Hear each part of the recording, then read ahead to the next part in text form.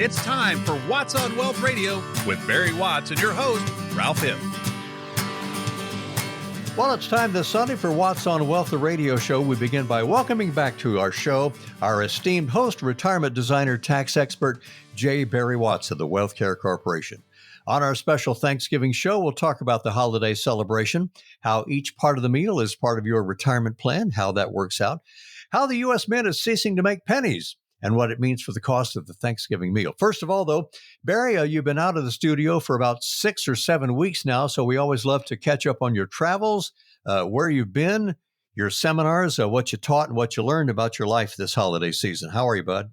Well, thank you, Ralph. I'm delighted to hear that Jeremy and Matt did such a good job while I was gone, and I'm not surprised at all, because those are the kind of guys that we bring on as members of the team here at WealthCare, and they do a great job of taking care of our clients, filling in the places that I can't be, which this time happened to be radio.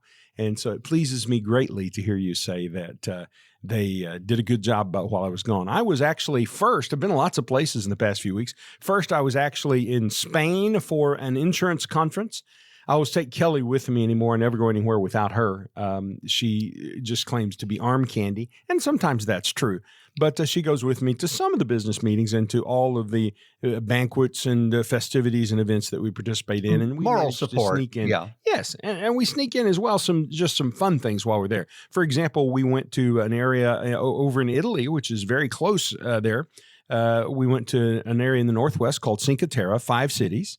And they're beautiful. People live there on the coast, about 200 towns, 200 people in each of these little towns. We spent some time down in Corsica, which is an island off of the west coast of Italy. And we even then spent a little bit of time in France. So it was a big trip. Got to see a lot of things in Europe. But got to tell you, there's no place like home. And the good news is, I'm here for a while. In fact, for most of 2026. Now I say that, and here in 2 weeks, or the week after Thanksgiving, I've got to make a run out to Kansas. I've got to make a run to San Diego.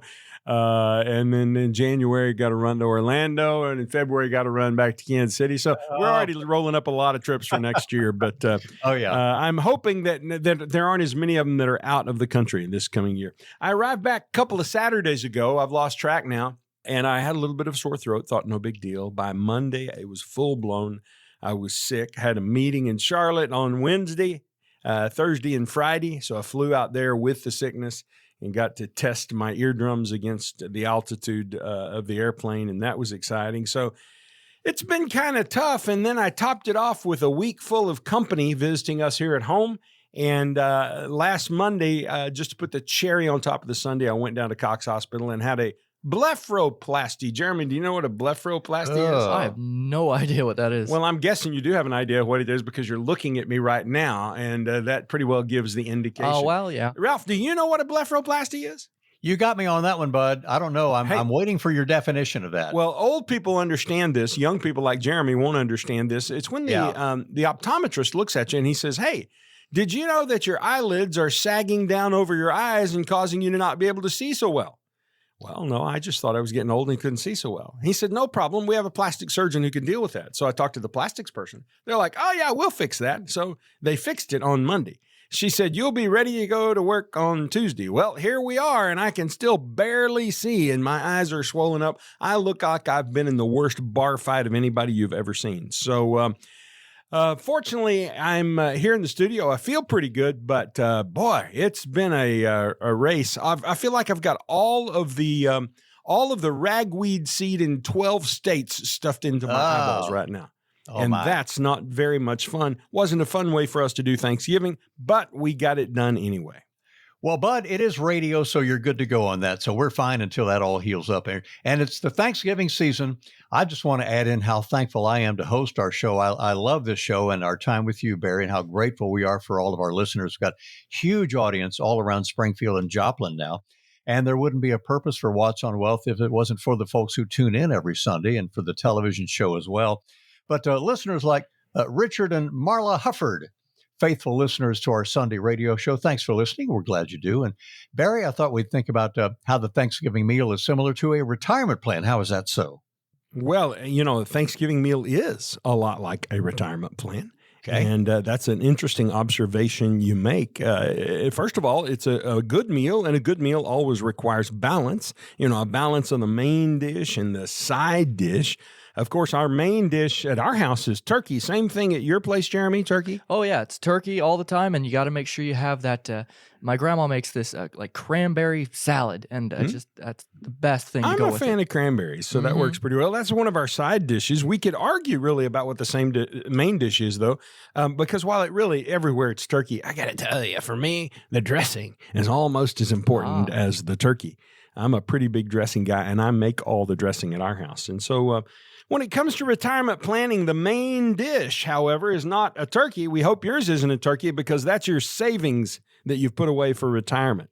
In your 401k, your IRA, your retirement plan, savings accounts, that's your main dish. And then we accompany it with other things around the edges.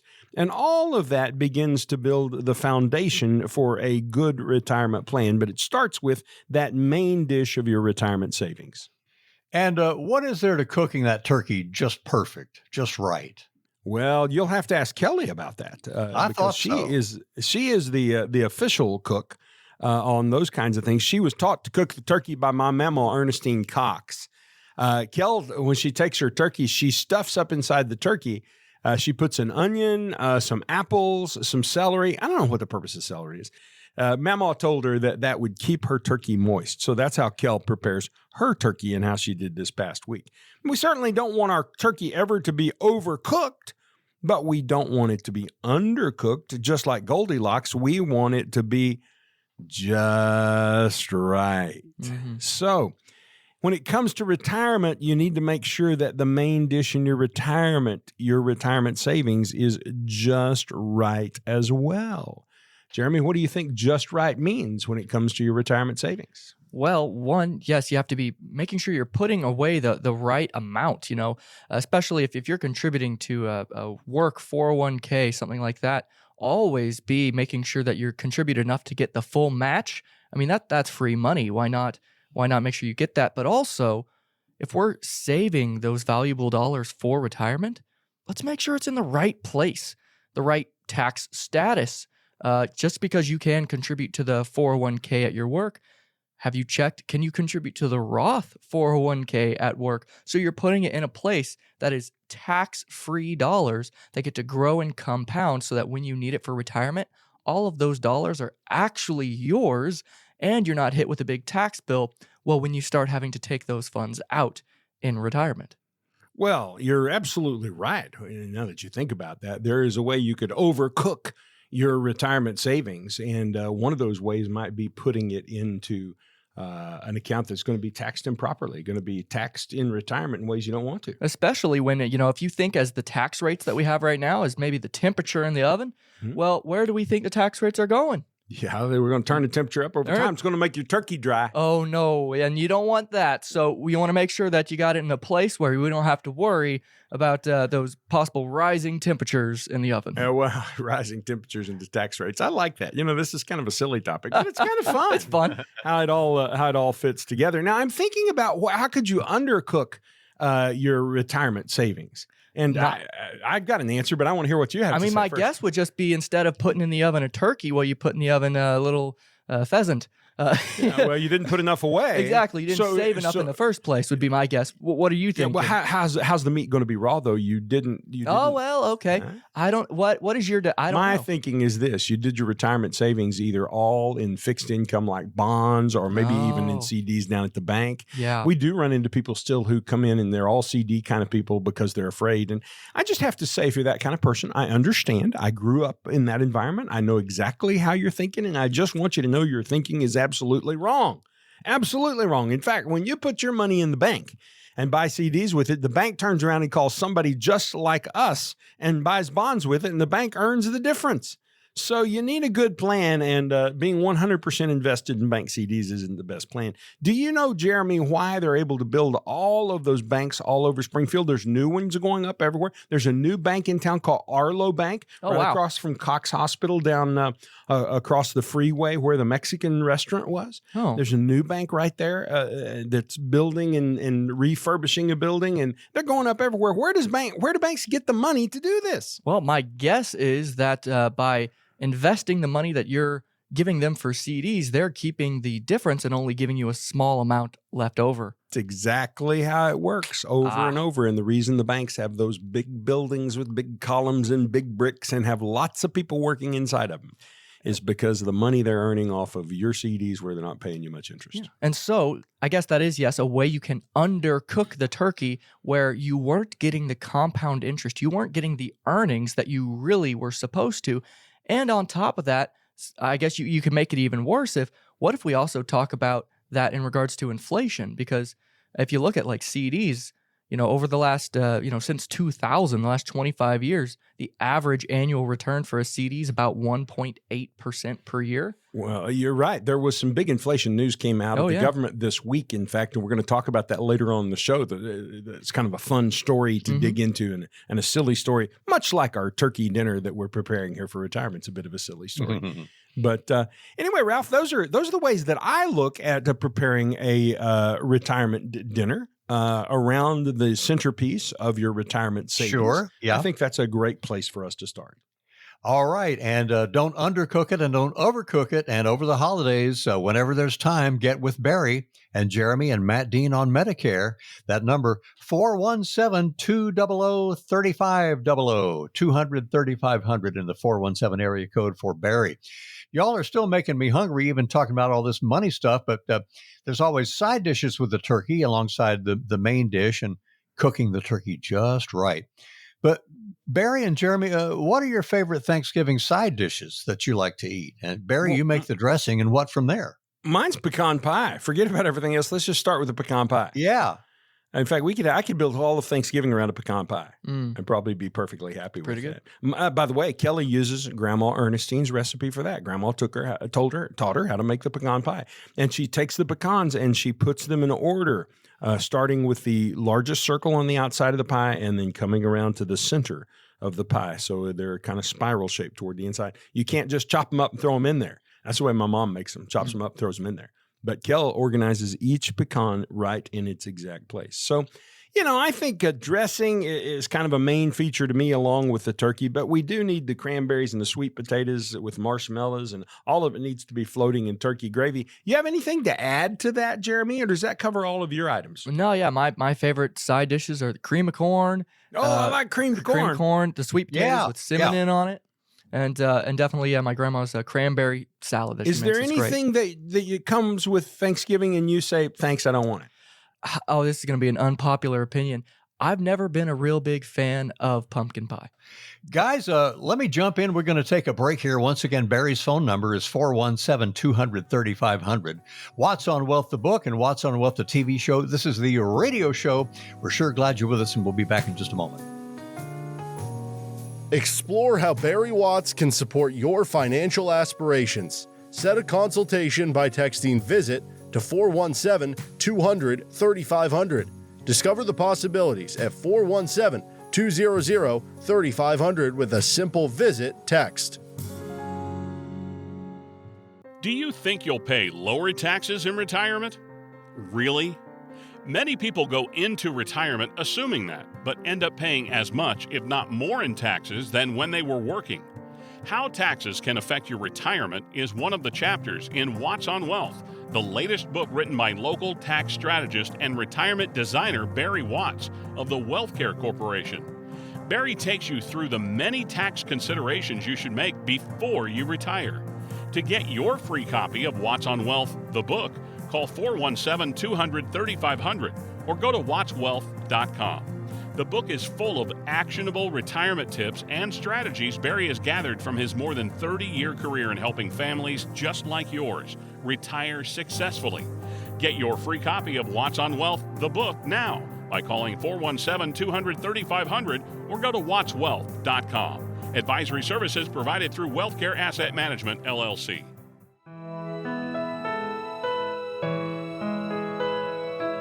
For a more confident retirement journey, get Barry Watts' WealthCare Kit. Discover strategies addressing life's biggest retirement obstacles. Request yours by texting KIT to 417-200-3500. Again, that's KIT to 417-200-3500. Welcome back in our Thanksgiving show with Barry Watts of the WealthCare Corporation and Jeremy Zickefoose. And in retirement, what are the side dishes? We talked about some yummy things y'all like, pumpkin pie and with the calf slobber on top, and Barry loves the pecan pie.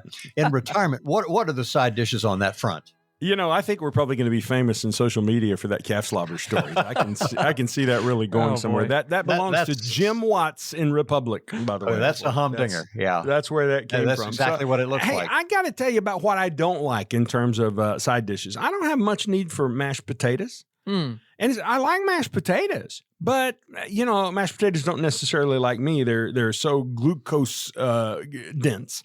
And secondly, I've got all this other good stuff to eat. We get mashed potatoes several meals a week, you know, and I never get all this other stuff. So I generally don't get mashed potatoes, and I don't need the salad and so forth. Those are things that I just don't like. Now, you ask about the side dishes in retirement, Ralph. Yes. So I think probably the secondary dish right alongside our retirement savings is probably going to be Social Security, because Social Security is kind of the second most important component to retirement. It fills in all the gaps. And so just like you have to have the right dressing recipe or stuffing recipe, Jeremy, at your house, is it dressing or stuffing? It's stuffing. Stuffing. Why? Yep. Is it in the turkey? No, it's on the side. So then it's really dressing. That's just what we call it. I don't know what the rules are on that. I don't know. But I'm thinking the difference is if you didn't put it back in the bird, I think it's dressing. It's dressing? I don't know. Well. So, there's a right way to do it and a wrong way to do it. You know, first of all, good dressing, good stuffing starts with breadcrumbs. And the one that I make has some eggs, and it does have some celery.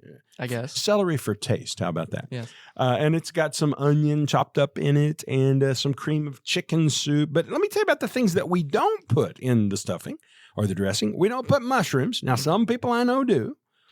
We don't put nuts. Some people I know do. We don't put oysters. Oh, boy. We don't even have any oysters. The only kind of oysters we got around here are mountain oysters, and that's definitely a different oyster. Do you know what a mountain oyster is? I have no idea what that is. Man, there are so many things you non-farm guys don't know. Well, on the farm, it's very important that you use every part of the calf or the pig. Oh, boy. And so when the time comes in castration season, okay, now we have mountain oysters. You knew it, right, Jeremy?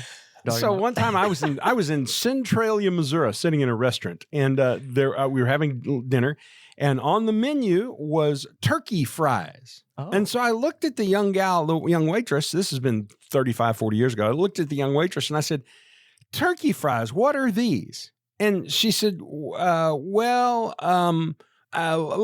just let me check. And she left and went to the back room, and she came back out, walked up to my table, and she said, "You don't want any." Oh, okay. So anyway, the point was we don't put oysters or mountain oysters in our dressing. And I even saw somebody this past week who had a dressing recipe that included Twinkies. Oh, my goodness. Yeah, I don't know what the point was of that. No. Those are things that don't go in your dressing. So we're likening the secondary dish, that dressing dish, to be Social Security. And so you're kind of our Social Security expert at the WealthCare Corporation. Tell us, what's the right Social Security recipe? How do you blend it together in a way to make sure it comes out right? Well, I think the first thing, you know, everyone, their main question, they always ask me, when should I claim Social Security? And you know what? The answer for that not many people realize is actually that there is no one right answer for when you should claim. Everyone is completely different. Your situation, how much money you need in retirement, what your tax situation look like, it's completely different. So when you look at it, you want to make sure that you're running all these calculations that not only work for your income, your tax situation that you're in, your spouse, because when you claim early, you know, you do get that benefit early, but you're locked into a lower benefit for the rest of your life. That is a 30% And once you've claimed it, that's the one you've got. It's permanent. And that can not only affect you for the rest of your life, but if you pass away, well, your spouse keeps the higher of the two checks. And so if that your check is higher, well, they get that deduction still going forward. So So if you claimed early and you get less, then your spouse is going to get less, assuming. Correct. So it's a decision that not only affects you for your whole life, but it can affect your spouse for their whole life. And so, there's a lot of factors that go into that. I know we've talked about it a handful of times, but you want to make sure that you're claiming at the optimal time that works for both spouses. And if you're still working or working part-time, it might not be a good idea for you to claim your benefit early, because you can actually receive extra deductions or reductions, from your benefit because you're still working while receiving your Social Security. So as long as you are under your full retirement age, which for most 67. people, that's about 67. Yeah. So 62 through 66, if you earn more than, right now it's $23,400 in a year from a job, a W-2 or a 1099. So I decided I don't like being retired and I want to go drive a school bus. Or Correct, I'm yeah. going to be a greeter at Walmart or whatever. Whatever it happens to Yeah. be, if you were to do that, well, every dollar you go over that $23,000 threshold, for every $2 you go over that threshold, you will receive a $1 reduction from your Social Security benefit. So if you go out and make, let's say, $43,000, so you went $20,000 over that threshold. And so the reduction, it's a 50% reduction. So that means your Social Security benefit would be reduced by $10,000. Almost $1,000 a month. Yeah. So for a lot of people, that basically just blows it out of the water. And so it doesn't make sense to maybe claim early when, if you're still working, you're going to just lose the check that you do have, maybe entirely, because you can lose all of it. So then why did you lock in to a permanent reduction when you're not even getting the benefit? And did they send you a bill for that, or they settle up at the end of the year, or they just reduce next year's Social Security, or how do they do that? Do you know? They typically are just going to make that whole at the end of the year. Okay. But it needs to be something that you're sitting down and talking with someone about, because there's a lot of misconceptions that, hey, if I go in and talk to the guy at the Social Security office, or I call in, they'll help me figure out when is the best time for me to they claim. Won't do that. That is not what they're actually They're not allowed. They're not allowed to do that. They're not allowed to give you any kind of advice or encouragement towards any type of direction. I think it's called they have a neutral position on when you should claim your Social Security benefits. So it's important to make sure you're running the numbers, seeing what works for you now, seeing what works for you long term, how it affects you, your spouse, and your tax situation. Because most people, their only other source of income in retirement outside of their assets is Social Security. So I want to get the most from Social Security, the absolute most. I paid into it. I might as well get the most out of it. So what's the way to get the most out of it? Oh, and you mean like just the largest benefit possible? Yeah, I'm going to get the biggest check. Well, that would be you waiting all the way until age 70. At the age of 70, that's your maximum monthly benefit. Your full retirement age, roughly 67 for most people, that's when you're entitled to get essentially 100% of the benefit that you're owed. But every year you wait after that, you get an 8% increase up to age 70. So 8% to 68, 8% to 69, 8% to 70, 3 times 8, put a little Stone County math on it, that's about 24% more, a quarter higher. Basically, almost a quarter higher for your benefit every single month for the rest of your life. Now, that's great that you get this larger benefit, but you have to factor in, was that a good plan for you specifically? Because that means that's an extra 3 years that you were having to rely on your investments, to rely on other sources of income that you have. So if waiting till 70 has you run out of all your money at age 69, that might not be the best path for you. So it's helpful to be looking at everything holistically, because you really can't just answer the question of when I should claim Social Security without looking at the whole picture. So for somebody like me who's planning on working until 70, assuming that plan is the one that we ultimately execute, then it makes sense to let my Social Security run until 70, because I don't want to take it before 67 because I don't want to have to give any money back. And I won't need it between 67 and 70, and though I probably won't need it at 70 anyway. I've paid into it, so I've got a right to it. But here's the deal. Kelly, when we had Madison's, 30-some years ago, we had Madison, Kelly started staying at home. So all these years, Kelly has not been contributing to Social Security, or the amounts she's contributed have been very small. So her Social Security check will be a lot smaller than mine. So I want to wait until my check's the largest on the theory that I will die first, probably. If I ever have another blepharoplasty, another eye surgery, that could be the thing that kills me right there.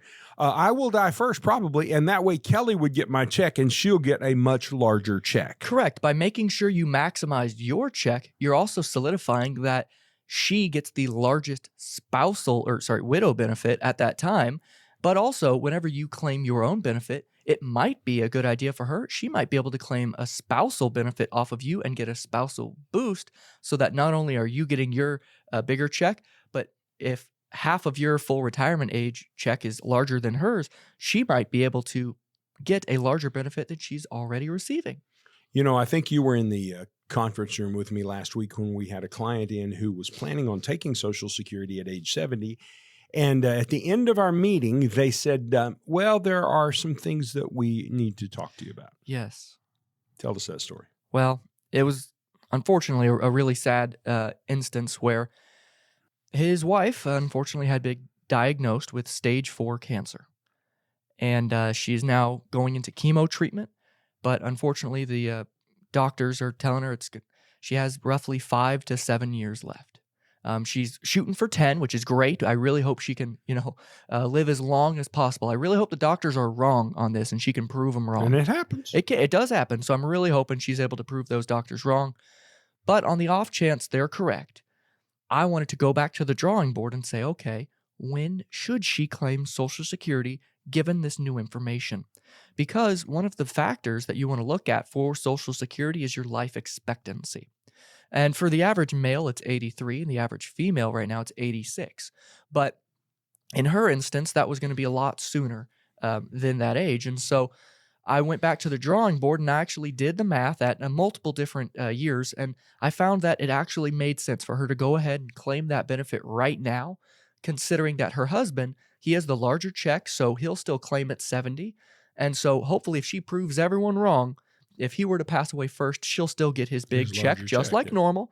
But in the meantime, if unfortunately the doctors are correct, at least she's getting a check now. So she's able to get that benefit, because if she never claims that benefit and then passes away, her husband has the larger check. He doesn't get a dime from Social Security, even though she could have been claiming all those months, all those years, which is terrible. So we're going to go ahead and have her claim now, so at least they can guarantee they're going to get something from Social Security for the time frame.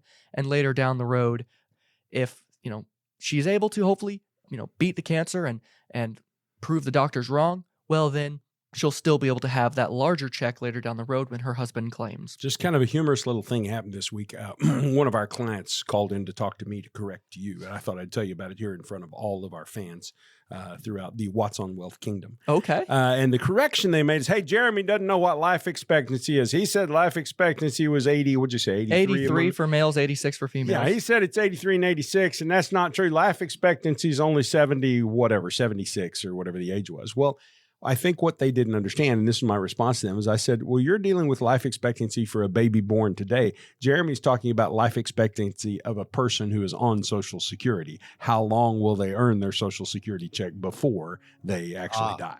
Okay. All right. Hey, a lot to think about. Gentlemen, it's time for a break, our middle of the show break here. This is Ralph Hipp along with Barry Watts of the WealthCare Corporation and Jeremy Zickefoose. We'll be back with more Watts on Wealth in just a few minutes here. Don't go away. Unsure of how market volatility might impact your investments? Speak with Barry Watts, who can offer strategies tailored to withstand market fluctuations. Just text VISIT to 417-200-3500 to meet with Barry Watts today. Again, text VISIT to 417-200-3500. Prepare for retirement with key insights from Barry Watts' WealthCare Kit. Get your essential guide by texting KIT to 417-200-3500 and start planning today. That's 417-200-3500 KIT.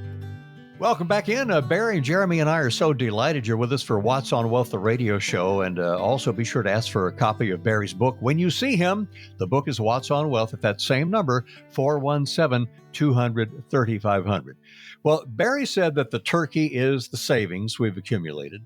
Jeremy did a great job discussing Social Security. That's the dressing, right, guys? So cranberries. Yep. What do the cranberries represent? Well, the thing about cranberries is you don't want as much of them. You only get a little taste of cranberries on the side. You just need a little bit.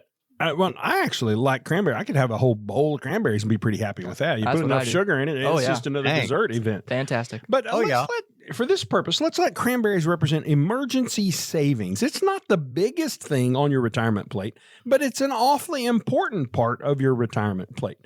And one of the things that cranberries do for you when you got them on your Thanksgiving plate is they balance out the heavier tasting items on your plate. And in the same way, savings can do that. Emergency savings can do that. Balance out the surprise expenses that otherwise would be heavy when they come your way. Medical bills that come your way, car repairs, broken pipes. And so we recommend that people keep about 6 months worth of living expenses sitting in a money market account just for an emergency. And so that's 6 months. If you live on $60,000 a year, 6 months worth of that would be $30,000. If you live on $100,000 a year, 6 months worth that would be $50,000. And so this particular item isn't terribly exciting because you're probably going to have that sitting in a money market account where it's earning a much lower rate of return. That's okay. The point is, it's there when you need to fall back on it. And being able to depend on that is so, so critically important. Now, Jeremy, there is another way. You can, though, have an emergency savings for those who don't have one built up. Here's a place where they might have some emergency savings they aren't thinking about. Well, you technically could use a HELOC or a home equity line of credit as an emergency fund. Hopefully, the idea is that you don't have to use it, but if you have that HELOC, open and available to be able to pull funds from it if you need to, well, you could technically borrow then from your house to pay for those emergency expenses. It's not necessarily maybe the greatest idea because you would then have to pay some of that back, obviously, with interest. So saving up the emergency fund and putting it into a money market is probably going to be a better outcome for you, but that is technically an option. Just to wrinkle you up a little bit here, another topic besides a HELOC for an emergency would be using a reverse mortgage as a source of income. Oh, correct. Now, we should do an entire show around reverse mortgages. You might want to remind me of that. Okay. But let me just suggest this to you. There is a type of reverse mortgage that it's much like a HELOC. You can just access it for a month or two if you need, and then you don't have to access it after that. And so let's say that you've got yourself invested in such a way that you got too much in the stock market. First of all, it means you're not a WealthCare client because we would have tried to protect you of that most likely.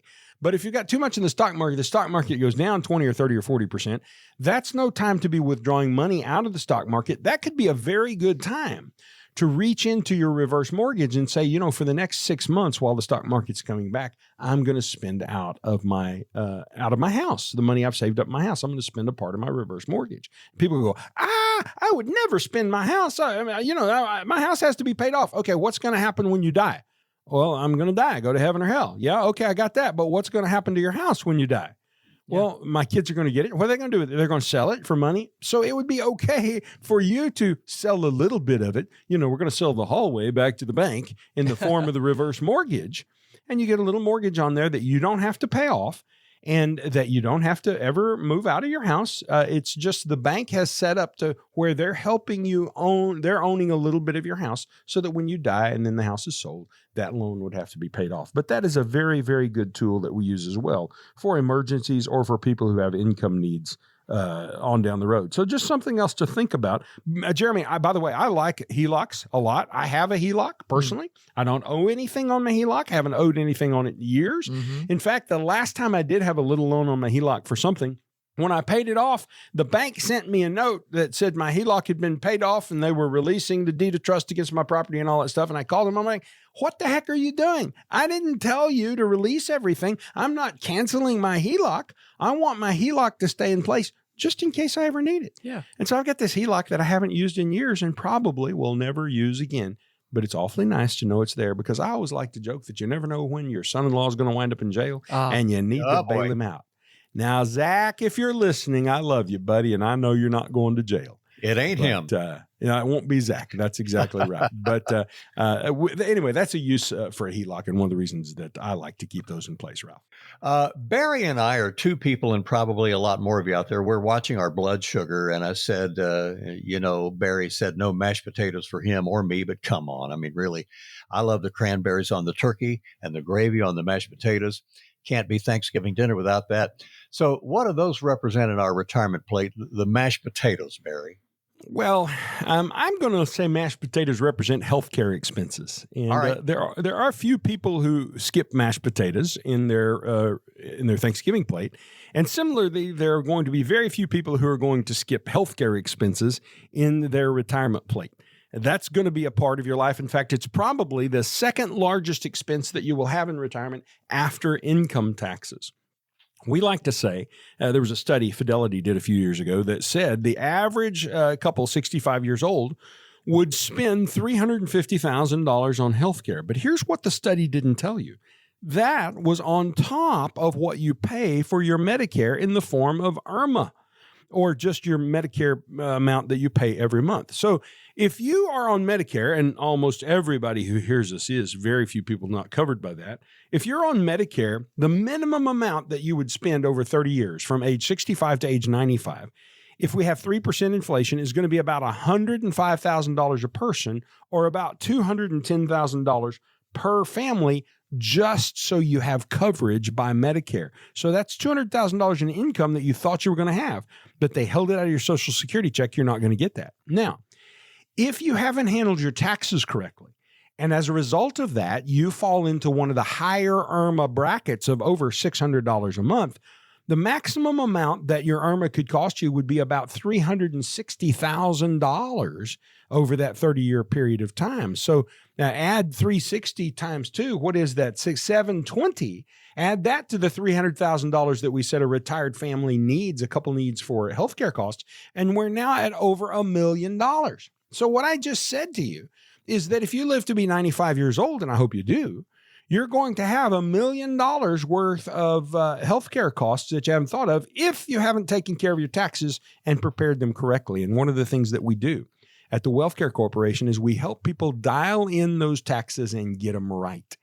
And sometimes that means things like big Roth conversions. Sometimes it means things like you sold a piece of property and you have several $100,000 in capital gains from that piece of property, or even from the sale of some stock or something like that. We can show you how to erase those capital gains so you don't have to pay that particular capital gain. Very important strategies that we bring to bear for our clients. And I think it's something important for you to be thinking about as you plan your retirement dinner. Don't miss the cost of healthcare and the impact of IRMA on you. And if you need help with that, well, Jeremy can help you with the IRMA calculations, knowing what those are. And Matt, who's here in our office, we call him Medicare Matt, he can help you with your Medicare planning overall. That's his specialty, like Jeremy's our specialist in Social Security. And I hear Matt on the phone every day talking to people about Medicare kind of stuff. So if you need help, Ralph, give them the phone number so they can call and get Medicare Matt to help them. And by the way, before you do that, here's something fun that happened the other day. We had a call from Joplin. One of our Joplin listeners, apparently it's someone I had met in the past. I don't recall them. Yeah. But somebody from Joplin called and they specifically asked to talk to Medicare Matt. And they didn't want to talk about retirement planning. They only wanted to talk about Medicare. So that was kind of funny. We did encourage them, said, ask for Medicare Matt by name. And by golly, they did it. And we love our listeners in Joplin. Glad you're with us. Barry's number, or for Medicare Matt or Jeremy Zickefoose, it's 417-200-3500 at the WealthCare Corporation. This is our Thanksgiving show, Watts on Wealth, the radio show, and Ralph Hipp joining in, and love our hour together every Sunday here with Barry and Matt and Jeremy and with you folks out there. So, Barry, we're just about wrapped up on the Thanksgiving meal portion, having it as a retirement plan. We're up to the dessert. What's the dessert on our retirement plate? But I would remind everybody, you said you start with the pecan pie. What do we end it with? I heard about somebody who got buried in their casket. They had a fork in their hand, and they were buried in the casket because they said, the best is yet to come. Oh, boy. And that's keep your fork because dessert's going to be served. The best is yet to come. I thought that was a really cool story. If I'd have planned that story, I would have even delivered it better than I did right then. But that's good enough. Dessert, Ralph, is the sweet part. The sweet part, that's retirement lifestyle. For many people, that's travel. For nearly everyone that we work with, it's time with grandkids. For some people, it's time on the lake in a fishing boat or simply reading a good book. But here's the point. You don't get to the sweet part if you don't eat your dinner first. You have to deal with retirement planning, income to age 100, protecting your principal against losses, tax strategies that get you to hopefully the 0% tax bracket, if not that, to the lowest bracket possible, long-term care planning, and Medicare strategies, ways to pay for long-term care for maybe 20 cents on the dollar. And then estate planning so we make sure all your assets go where you want them to. All of that leads to the sweet enjoyment of retirement. And that's what we help people with at the WealthCare Corporation. All right. Time for another break here. We're up to the final part of our show. And as we go to this break, and I know everybody at the WealthCare Corporation, I want to join in with them in wishing you and your family a wonderful Thanksgiving holiday. So delighted you could spend an hour of your Sunday morning before church with us. And we'll be back to wrap up our show in just a moment. This is Watts on Wealth. Curious about securing your financial future? Barry Watts brings expertise to your retirement plans. Arrange a meeting by texting VISIT to 417-200-3500. Again, it's VISIT to 417-200-3500. Imagine for a moment that an intense storm is pounding your house. Will your roof leak? Will the siding peel away? Will your basement flood? If your house is properly built and maintained, you'll be fine.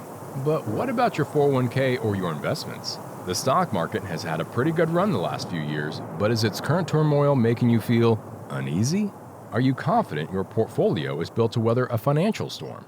Now may be a great time to get a second opinion on your retirement plan. Call Barry Watts and the team at WealthCare at 417-200-3500 now. They'll examine your portfolio and show you if your investments are in need of some weatherproofing. Call Barry Watts and the team at WealthCare today at 417-200-3500 to get your no-obligation second opinion. Don't let your retirement get caught in the rain. Call 417-200-3500. Investment advisory services are provided by WealthCare Asset Management, LLC, an SEC-registered investment advisor. Investing involves risk. Market volatility can be daunting, but having a strategy in place can provide stability amidst the uncertainty. Consult with us to learn about approaches that address market ups and downs. Call 417-200-3500 to set an appointment and secure your financial footing. Again, just call 417-200-3500. We're back for the final portion of our show. Oh, I'm full just talking to you guys. We've had the turkey and the dressing, and we've had some of the dessert. We talk about paying the bill. There's a big cost to that Thanksgiving dinner, that retirement dinner plate that you prepared. How do we pay for it, Barry? Well, there is a cost to your Thanksgiving dinner, and there's certainly a cost to your retirement. And there's something that happened in Washington recently that speaks to this particular cost, and I thought it was kind of interesting. A couple of weeks ago, if you're paying any attention to the news, you may know that the penny died. The penny died. There are no more pennies being produced. That's kind of funny for those of us who grew up. My grandma, she had a little country grocery store. This is my grandma, Geraldine. The grocery store was the end of the Y Bridge in Galena, and she always had a lot of money sitting around because it was a store, of course, and she kept some pennies in a can, and she would dump those out, and I would sort those pennies, and then I had this blue book that folded out. It's like 4 or 5, 6 folds out, and I could put a penny in for every year. There was a year for the 46 penny and the 47 penny and the 48 penny, and I've got still my penny books that I put together with my grandma over 50 years ago. But my grandkids won't be able to do that because pennies are going away. Not going to be any more of them. And that's how we know that inflation has gotten out of hand, is when the U.S. Mint taps out and says, hey, we can't do it anymore. So for a long, long time, the penny has done its job. My favorite penny, by the way, are those pennies that have Indian heads on them. Indian head penny before Lincoln was printed on them. And so the penny was clinking in coffee cans. It was hidden in junk drawers. Some people even used them to plug into their fuse box. That probably wasn't the wisest way to use your penny. They lived under car seats and in couch cushions. But as prices have climbed, something strange has happened. It started to cost more than a penny to make a penny. In fact, most recently we heard that to produce a penny costs 3.5 cents. So just think about the government for a moment. This is a government decision. The government's going to spend 3.5 cents to make something worth 1 cent. Now, if you were a business owner, how long would you do that? Not very long. No.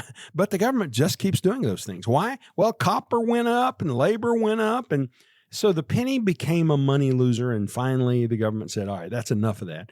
And they've stopped production. There will be no more pennies. And so the Lincoln coin has now become a relic. Stores are going to be rounding to the nearest nickel. Piggy banks are going to be starved to death. They're going to get skinny. And as I already said, kids are not going to find those pennies in the couch and be able to put them in their little blue books. But the real takeaway is this. If inflation can kill the penny, imagine what it can do to an unprotected retirement. Now, we see it in the cost of the Thanksgiving dinner because back in 1985, if you wanted to feed 10 people Thanksgiving dinner, it cost about $30, about $3 a piece. Feed those same 10 people today costs about $60 or $6 a piece. That's double just for Thanksgiving. But it doesn't just apply to Thanksgiving. It applies to automobiles. It applies to healthcare costs. It applies to gasoline. It applies to heating oil. It applies to the cost of your house. Oh my goodness, does it apply to the cost of your house? Jeremy's over here gesticulating. There's a the $5 houses word is for you. insane. He's drawing pictures of houses right now. Yeah. What it costs to buy a house. I'm so glad I've got my house. Yeah. I mean, we built it 20-some years ago. I mean, heck, my house that I bought back in 2021's already gone up like 60%. It's ridiculous. Yeah, that is crazy. It's ridiculous. And guys, and what it costs to build a house these days. Oh, exactly. Well, That so too. imagine in 10 years or 20 years or 30 years, what these costs are going to continue to be throughout your retirement. And that's why you have to have a retirement plan that takes into account the impact of inflation. And so at WealthCare, when we design a plan for you, we start with a retirement income plan. You tell us how much money you need to spend in retirement every month to get by and pay your bills and do what you want to do. And we automatically begin baking inflation into that number. So next year, we know how much more you'll have to have. And next year, how much more. And the next year, how much more. We can tell you 30 years from now how much money you'll have to have in income just to be able to equal the income you said you wanted today. It's very important that your retirement income plan be built with a design like that. And if you don't have one of those, call us at the WealthCare Corporation and we'll help you build a plan to be sure that you have the resources you need so that you don't run out of income in retirement if it's at all possible for us to prevent that. And for many people, it's possible for us to protect them from that kind of situation. We've said on the show many times, Barry, that only 30% of Americans generally have a financial plan. So, to put that in real terms, let's get 10 of your friends, and on the average, 7 of them would not have any retirement plan, probably don't have a lot of confidence either. So you can feel better about 2026 knowing you have a plan with Barry. And that number again to get with Barry and Jeremy and Matt is 417-200-3500. Barry, in the time we have left here, I would love to get in some questions, if that's okay with you, some questions from our listeners. Let's do it. Let's do it. All right. And generally about life insurance. Here's one from Tom in Nevada. I just found out I'll be receiving about $100,000 from a life insurance policy after my grandfather passed away. I'm stunned by that amount. I didn't really expect it. So, good for you on that. So he's got a couple of questions. What should I consider doing with this money? And the other half, the flip side of that penny is, I really want to be able to do something like this for my own grandkids one day. What are some of the ways you would recommend I could make that happen? Well, Tom, I'm sorry to hear about your grandpa. I'm glad that he left you some money in the form of this life insurance policy, although $100,000 isn't that much money. It's not a life-changing amount. Here's the first thing I would do if I were you. I would make sure that your personal retirement is secure, because before we begin thinking about what we're going to do for the kids or the grandkids, we need to make sure that you've got enough money to get you to age 100 and that you've dealt with your long-term care costs and things of that nature. So the first thing I would do is I would just consider that money a part of your retirement plan. And I would be sure that I had a good retirement plan solidly built out that had income to age 100 built into it. If you do have all of those things in place, then is the time where you begin thinking about what you're going to leave to your grandkids. Now, I love leaving to kids and grandkids things that are tax-free. One of the things that's tax-free could be a Roth IRA or a Roth 401k, but life insurance is also income tax-free. And so good news for you, Tom, is you're not going to pay any tax on this money that grandpa's left you. And if you set your grandkids up with something like that, they won't pay any tax on it either. So that's a positive thing about this particular inheritance you've received. Okay. Here's a question on life insurance that's 8 times better, guys. James in Chadwick's writing in, if we have a good amount of life insurance, about $800,000 in a 401k and a long-term care policy we've already set up, you think we'll be okay for retirement? Well, $800,000 used to go a long way in Chadwick, where they eat copperheads for a living. Did you know about the big copperhead roundup down in Chadwick? I had no idea. Had not heard of that. No. Oh, there's so many things that you guys don't know. Those of us who are true native hillbillies. Sure. For years and years and years, there was a copperhead roundup every springtime in Chadwick. Wow. And so just like that thing they do in Texas where they round up the rattlesnakes, rattlesnake roundup is a little more pleasant to the ear than copperhead roundup. But they would go out in the woods and find these copperheads and bring them all in and count them and who had the biggest copperhead and all those sorts of things. So $800,000 goes a long way down in Chadwick, though, was my real point. Now, here's the deal. We can't answer your question. Jeremy, tell him why we can't answer his question. Well, I can't answer your question just because I don't know how much you need to spend in retirement. And also, what are your other sources of income? What kind of other taxable incomes do you have? Are you still working? How long do you need that $800,000 to last? If you're spending $100,000 a year, well, how long is that going to last? About 8 years.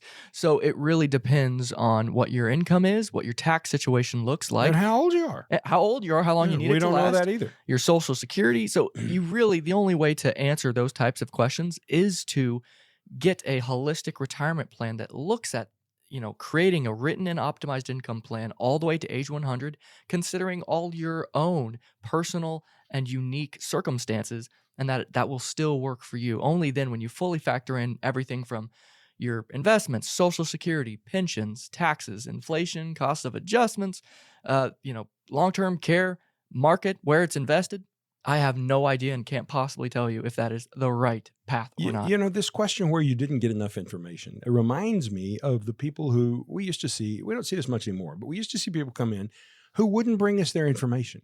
And so that's why if this person, James, came to see us and only told us what he put in the question, we wouldn't be able to help him because there's so much about his story that we don't know. All right. So get ready for that discovery call and expose your information to Barry and to Jeremy and Matt in a good way, and they can sure help you out. Guys, we just have a couple of minutes left. We got some great questions, but we'll save those for a future show. I wondered if you had a few seconds, Jeremy and Barry, to give our friends a little Thanksgiving message or what you're thankful for, and we're thankful for them listening in every Sunday for sure. Well, we certainly are. I'm very grateful for what we have coming to us from our friends who listen to the show around the country. And we do have people who listen from coast to coast. Great. Yeah. I'm thankful for you, Ralph, and the good job you do hosting. My dad was just talking to me last night about, boy, that Ralph guy, you two just do a good job together.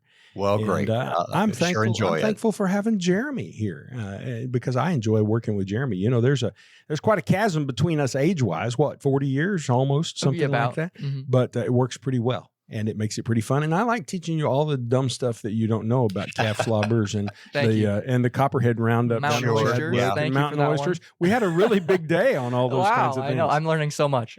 Mostly I'm grateful for my family. I'm grateful for the health that we share. I'm grateful that my mom and dad are still with us in their 80s. And we got to be together this past week as a family. I'm grateful to God for what he's done for me in paying for my sins on the cross. Thank you, Jesus, for that. So Barry is just a grateful guy, and you need to know that. But we're also awfully thankful for the clients that we get to serve. Very thankful to be with both of you guys. It's been a wonderful year. We've got another few weeks coming up. Jeremy, how about for you? Well, I'd have to mimic a good lot of kind of what Barry mentioned there. I'm very thankful for the opportunity that I've been given to kind of be taken under the wing of Barry with his, 30 plus years of experience, learning about all these things and creating a great foundation for us to help bring all of these great strategies and holistic retirement plans that so many people desperately need to more people and for generations to come. We're building a 50-year plan and I'm very excited to be a part of it. I'm very excited for my family, and like Barry mentioned, just very thankful for God and for leading us down this amazing path. And his will is something that I'm trying to make sure I accomplish every day. And it's definitely leading me towards, I think, brighter horizons. Yeah. And if I can help others accomplish the same thing, then that's a great thing. He is an awesome God, and God's work is done right here on earth through our hands. So thank you both, gentlemen, and that'll do it for Watts on Wealth for this Sunday. This is Ralph Hipp, and for Barry Watts and the whole team at the WealthCare Corporation, appreciate you joining us and hope you'll join us again next Sunday right here. Thank you for stopping by Watts on Wealth. If you would like Barry and his team to help you make a plan to get to and through retirement, or would simply like a second opinion on your current plan, give us a call today at 417-200-3500. That's 417-200-3500. And join us again next week for Watts on Wealth. WealthCare Corporation provides tax strategy, tax compliance, accounting, and insurance services through its affiliate American Tax Strategies, LLC. Investment advisory services are provided by WealthCare Asset Management, LLC, an SEC-registered investment advisor. Investing involves risk, including the potential loss of principal. Past performance never guarantees future results. Any references to protection, safety, or lifetime income generally refer to fixed insurance products, never securities or investments. Insurance guarantees are backed by the financial strength and claims-paying abilities of the issuing carrier.